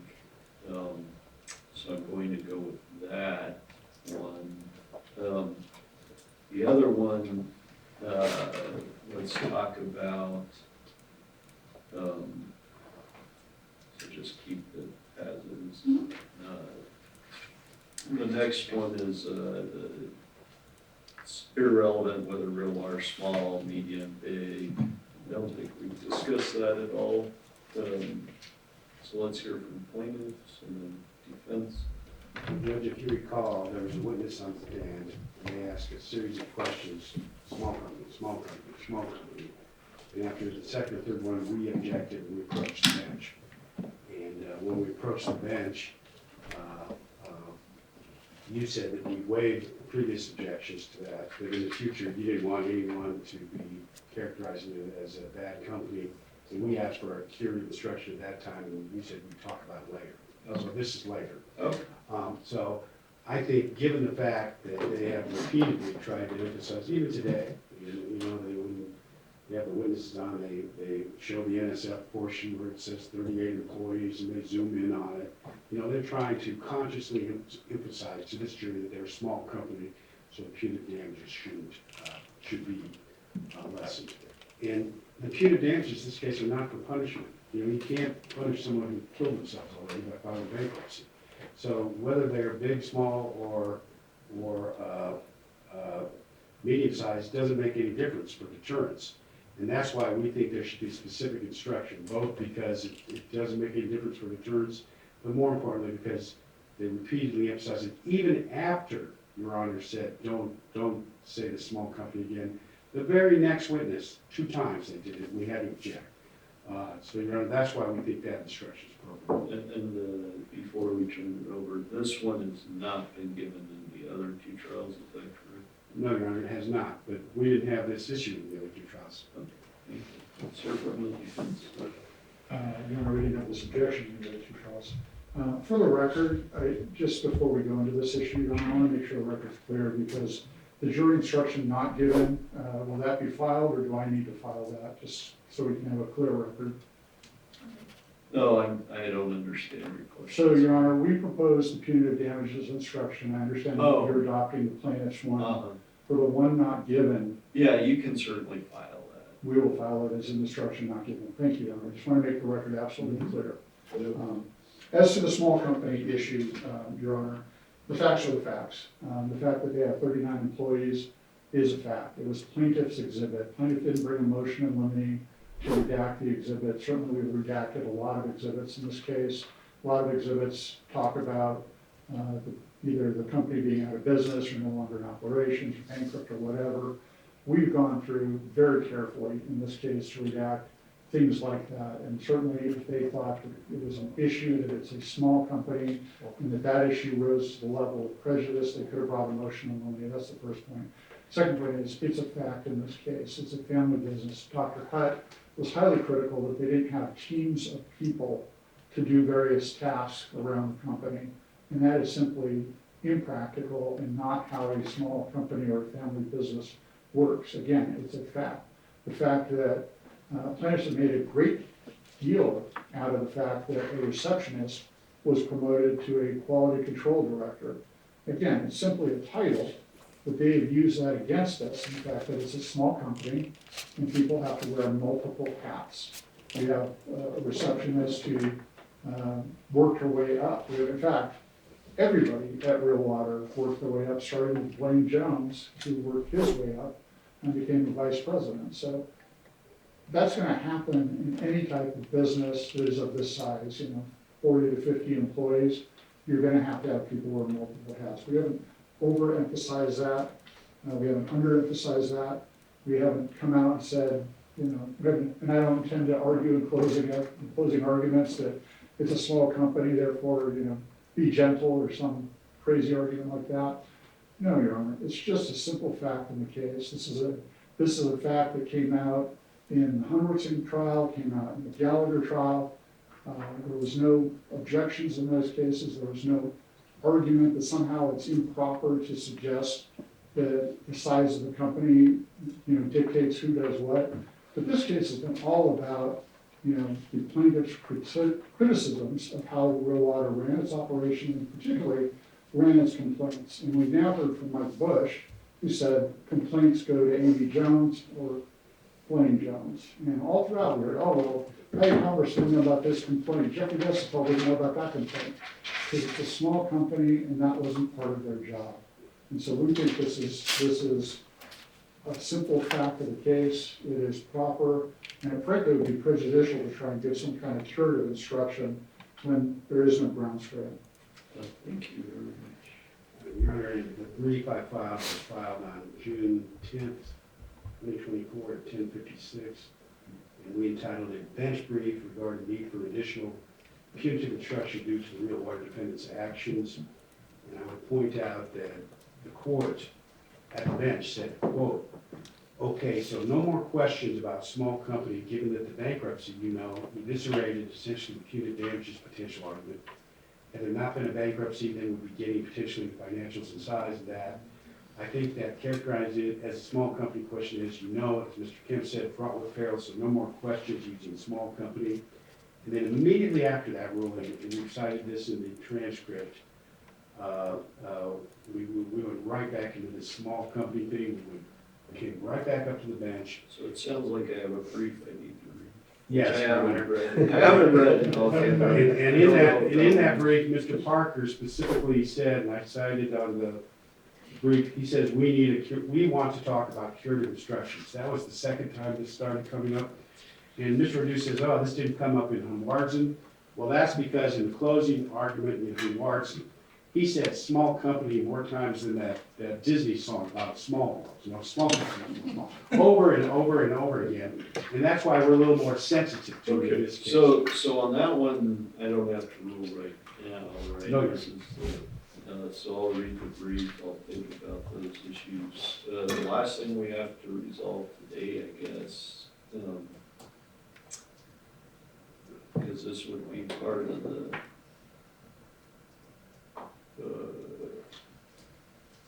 the brief I got. I know what you're speaking about, John. Say that again. I said I know what you're speaking of right now. You're referring to. You gave me. Yes, Your Honor. Now, I don't know if the court's had an opportunity to review it. We've been keeping the court busy all day. Yeah, so let me tell you, I have reviewed it. As I noted, plaintiff's not requesting mistrial, they want a curative instruction. I don't even know what curative instruction is being proposed, so kind of hard for me to. Your Honor, and I apologize by not putting it into the brief. It's the same one I read to the court when we originally had this conversation, and then the court suggested the brief, and I don't expect the court to remember it. But the brief, the instruction that I came up with, we can prepare this in a written format, but it's just, it would say, Real Water has not taken financial responsibility or paid the plaintiff's medical bills, and therefore you will disregard Real Water's questions and or remarks that Real Water has taken responsibility for plaintiff's injuries and medical bills. So that would be the written instruction, Your Honor, and I can provide that in writing before tomorrow, early tomorrow morning, or this evening if you like. Okay, anything from the defense? And what, Your Honor, one thing can I mention? Sure. And I saw Joe about to get out. But Mr. Odou has said now, I don't know, 4 or 5 times in response to what Mr. Kemp was saying, that the size of the company is a fact, the number of employees is a fact. Well, Your Honor, under Nevada Rule of Professional Conduct 3.5, you can't argue in good faith items that are not supported by the facts. There are no facts, not a single document that the Real Water can put out that would demonstrate that Real Water has paid a single penny for any of these bills. And so there are no facts to support those arguments, those questions, those comments. Thank you, Your Honor. Thank you. Your Honor, I guess I'll start there, as there are no facts to support Mr. Parker's claim that I've said that Real Water has paid any medical bills. In fact, with several witnesses, I pointed out the fact that Real Water had not paid those medical bills, but we don't have that before us. Instead, we have a brief that was filed this morning that claims that we have undermined the plaintiff's credibility. Well, that's false. We know that Dr. Bailey bolstered the plaintiff's credibility and said these parents did a terrific job with these children. In fact, that has been one of our key themes of this trial, what a good job these parents have done. So we know that's false. Then they say that we have misstated the facts. Well, Mr. Parker has said that because we said that Real Water will be responsible for these medical costs, that means that we've paid them. The misstatement of facts is coming from the plaintiffs there, and it's really unfair. They've changed the word paid medical bills with responsibility. They had the opportunity, well, first of all, they didn't object timely. And so it's unobjected complaints that they now have that are raised by Mr. Parker rather than Mr. Merkovich, whose witness it was. Second, they had the opportunity for all 5 parents to come back on redirect and say, well, Mr. Morales, did Real Water pay your medical bills? Well, Mr. Carrier, did Real Water pay your medical bills? They didn't do that. They could have cleaned this up. Had it been a real issue, they could have cleaned this up with redirect of their own clients. And then lastly, they said, we've left a false impression that Real Water has paid, having paid for plaintiff's medical expenses. Again, those words never came out of any attorney representing Real Water. We've never said that. This court very carefully ruled on those objections the first time they came up. This court looked at what words were used, and this court said at that time that we had not suggested that we paid the medical bills, and the transcript supports that. We had said at various points that this court had found Real Water responsible for those things. It's really no different than our admission of liability or our admission of medical causation. we haven't said that those things now are out of bounds. I mean, the plaintiffs are complaining that we are conceding very key points in their case. And, you know, it's just strange. Do we have an instruction, general ones, which,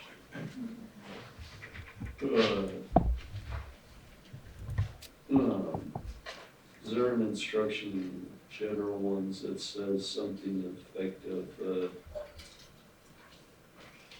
real water, is it admitted that it is, that it owed a duty to breach that duty, or is it admitted that it is liable for, has agreed?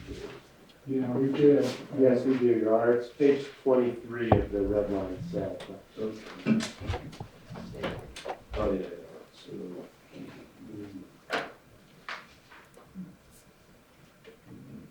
Yeah, real water is admitted if the product of manufacture was defective, unreasonably dangerous. Real water is also admitted as defective product caused the injuries asserted by each plaintiff. Criminal issues are the amount of compensation and the needs for future neuropsychological monitoring, treatment, and punitive damages. Your Honor, they also have alleged in this brief that was filed that somehow we have vigorously contested their medical costs. As this court will recall, there was a motion for summary judgment that was unopposed by any party, and the only opposition was charges that Real Water pointed out to this court were completely unrelated to these plaintiffs. If that's vigorously opposing their medical costs. So let's back up a little bit, because, you know, you all did an excellent job, you know, agreeing to vast majority here, and sometimes we get sidetracked, you know, hey, they said this or they did that, and you know, at this point, water under the bridge is a matter of speaking. So, last question, I guess, and this is really on the plaintiff's side. So, how does this instruction, this one being the plaintiffs assert claims for strict product liability, Real Water's admitted the manufacturer was defective, unreasonably dangerous, and then it's defective product caused injuries. I mean, doesn't that cover it, or if so, or if not, how does that not cover it? Your Honor, I don't believe it fully covers it. I want to address the question up front. But to support why I'm saying that, Your Honor, I don't know if Mr. Odou remembers correctly the conversation at the bench, but the court, and in fact, I was at the bench, and Mr. Kemp was at the bench at the time, and I said, Your Honor, it would be dangerous for us to go back on and indicate through questioning of our clients who paid their bills, because then it could bring in insurance. And that was the conversation, and we all said that would be a disaster if those questions were asked. That's what happened. And that's why we retreated from asking those questions. Because I wanted to go up, I would have liked to be able to say that, but I did not want to take the chance of someone being able to say, well, your insurance covered that, or your insurance covered this portion of it. That would have caused a mistrial. So that's what happened. Your Honor, the testimony that we're concerned about, and I have the transcript with me from June 3rd, this is Monday, that started this whole thing is when Mr. Odou said, and you understand that Real Water is responsible for that. That's something the jury is not going to see, but Real Water is responsible for that. You understand that? And this was a question regarding the medical bills for Brian Carey. And then later on that day, he said, asked similar questions and made similar statements about Severin's medical bills to Mr. Morales. And so what I would think we could do, and if we want to use this instruction, just indicate that while they've taken responsibility, Real Water is not paid for the plaintiff's medical bills. And that would be fine. I just don't want that impression left. Even if I say it in closing, I don't mind doing that. Saying these medical bills have not been paid by Real Water, or Real Water could say it. We've taken responsibility, but we've not paid those bills. That's the truth of the matter. It gets rid of that impression, and it's dealt with. I don't wanna make it seem that Mr. Odou has done something improper. That's not my goal here. I just want the record to be clear, so the jury does not believe for a second that Real Water has actually paid any of those bills. And when you repeat that more than once you go down the bills, which was done also in opening, that's the impression that's been left in this jury. And there's no factual support for it, Your Honor. In fact, the facts are just the opposite. Thank you. Any response? I'm sorry if you're going back and forth, but sometimes that's what we do. So if the potential alternative proposal is to permit, whichever plaintiff's attorney is doing this closing stage, to clarify Real Water is not paid any of the, although Real Water is admitting liability, it hasn't paid. Is there an issue with that? Your Honor, certainly they can make any proper argument that they want to make in closing. I have trouble with them trying to put words in my mouth, and I don't want to put words in their mouth. It just is very difficult. And in regards to the jury instruction, there are a number of items that the jury is not going to see that are conceded.